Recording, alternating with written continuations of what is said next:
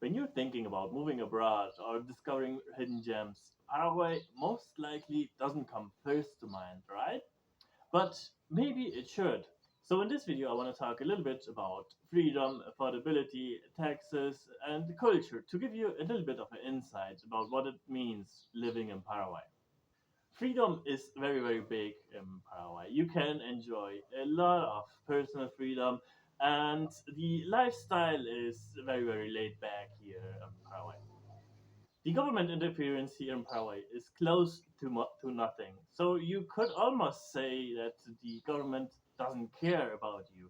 Of course, there are exceptions like during COVID, where there were mandatory masks and other restrictions. But I mean, that's another topic for another day. Bureaucracy in general is limited in Paraguay. Yes, you have to do some paperwork, and yes, sometimes it can be annoying, but in comparison to other countries where I've lived, it is not that much.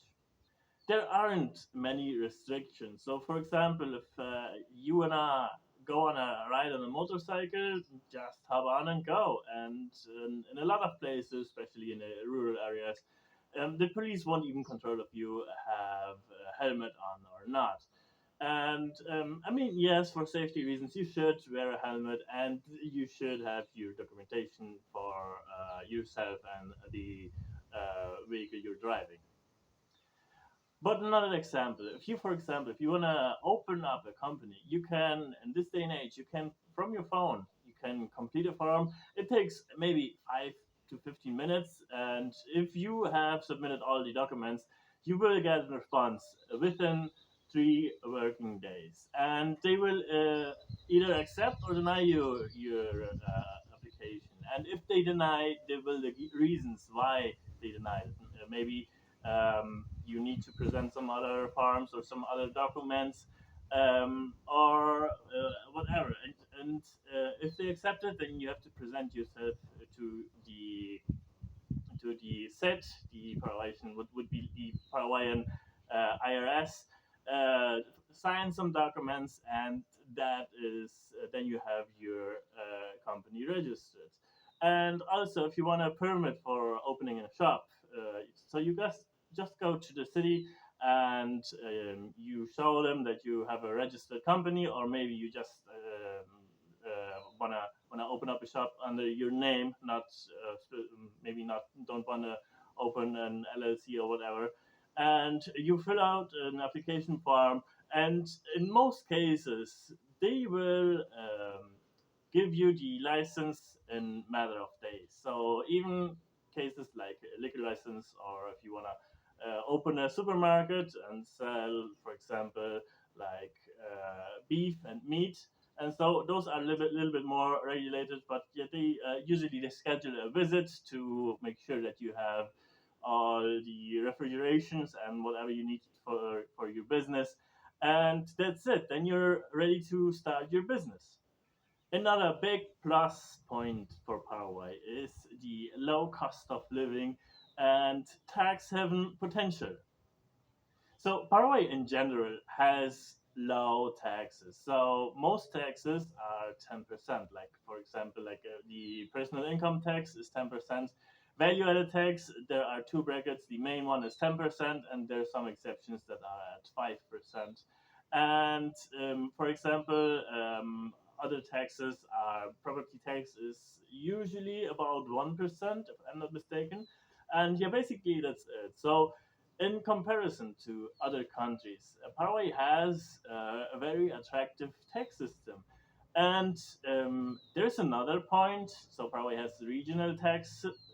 So that means if you have income sourced from outside of Paraguay, you're not due to value-added taxes. There are some people that claim that they come away with paying zero taxes in Paraguay, and I am investigating that. Like as far as I am right now, so you can pay zero value-added taxes. For example, I don't know, digital nomad style work, and you work for companies outside of Paraguay, you pay zero value-added taxes. But as far as I know, you still have to pay the personal income taxes. Cost of living in Paraguay is also very, very low. So living in Paraguay is very, very affordable. So of course you can have the penthouse suite that where you pay, I don't know, $10,000 rent a month. Of course those exists. But in general, if you don't mind, you can find rent apartment for a single person, like one bedroom apartment. You can find that in Asuncion for as little as, I would say, like $150 to $200 a month. And the other costs, like food, like locally sourced food, like vegetables and fruits, are very, very affordable. And if you want specific food that's imported from other countries, let's say the US or Europe, they will be expensive, probably more expensive than you get them back home. One big point in my regards of why I like Paraguay is the Paraguay culture and hospitality. The Paraguayans in general are very, very kind and friendly people. They are very open and very welcome to foreigners. So even if you have like a broken Spanish or speak very little Spanish, they are welcoming. They don't mind if you stutter, if you have trouble completing a sentence. They don't mind of that. They might throw a joke in here and there, but overall, they don't mind at all. If as long as you want to share with them, if you want to hang out with them, tell some stories, drink a beer, make a barbecue, they will seem like they will act as you have been best friends forever. So the Paraguayan people and the Paraguayan culture is very, very deeply rooted in Spanish and also Guarani history. So Paraguay was a Spanish colony up until 1811, and so there have has always been these those two cultures have existed side by side, right? The Spanish colonizers and the Guaranian tribes. And after the big war, the Triple Alliance War against Brazil and Argentina, those boundaries, because like the Paraguayan population was almost wiped out, those boundaries got erased. Like so, there's not anymore like these guys are European descendants and these guys are native descendants. So it's basically it melted into one single culture. Another point that I myself enjoy a lot, and I know a lot of people see that as a big advantage for Paraguay, is the amount of nature that is here in Paraguay. So Paraguay has a lot of space. So in surface, it's comparable to, I would say, Germany. I'm not sure though. I think it might be a little bit bigger than that, but it has like only 7 million inhabitants.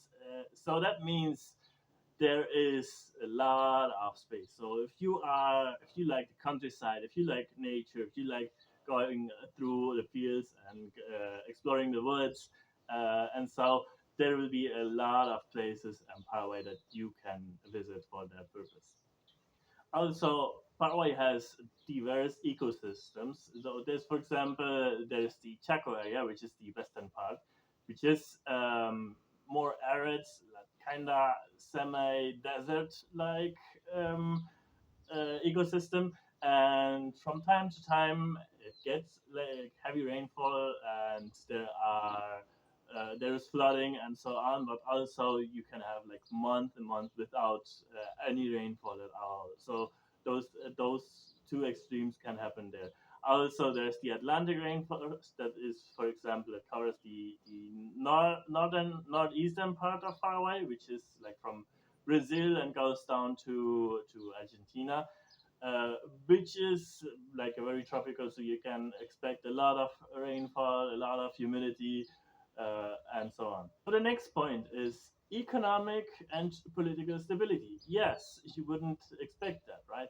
So Paraguay has basically had no wars for the last almost 100 years. I think the last war ended in 1932, and since then it has a peaceful relationship with all of its neighbors.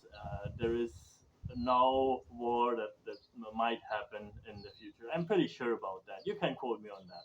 Paraguay has a very stable currency. The Guarani, which is the Paraguayan currency, is one of the oldest currencies in this continent and also one of the most stable. So the Guarani has never, they never like erased the zeros like they did in Argentina. They never changed the value, like they tried to assimilate it to the value of the dollar. And also, like when Argentina was going through their economic trouble, a lot of Argentinians start to buy the guarani as like a reserve currency because the guarani is more stable than the Argentinian peso. Also, one of my favorite things to do in Paraguay is eating Paraguayan food. So my personal favorite is the asado or the barbecue. So I think it's so delicious to just barbecue something and eat it. And in Paraguay, like eating is something you do socially. So you invite your friends and families on a Saturday or a Sunday. You do a barbecue, drink a beer, and so on. Other typical Paraguayan food is the chipa, which is kind of like a cornbread. There is the sopa paraguaya, which translated would mean Paraguayan soup, but this is like a solid one. I never understood that one. And the meju, which is kind of like a starchy pancake, kind of like that. So, in recap, I would say Paraguay is a place where you have room to breathe. Paraguay isn't perfect. Paraguay has its flaws, and but you can enjoy a lot of the benefits as well. It's not for everyone, but maybe that is what keeps it special. So if you're curious to learn more about Paraguay, then hit the subscribe button and follow my journey through Paraguay.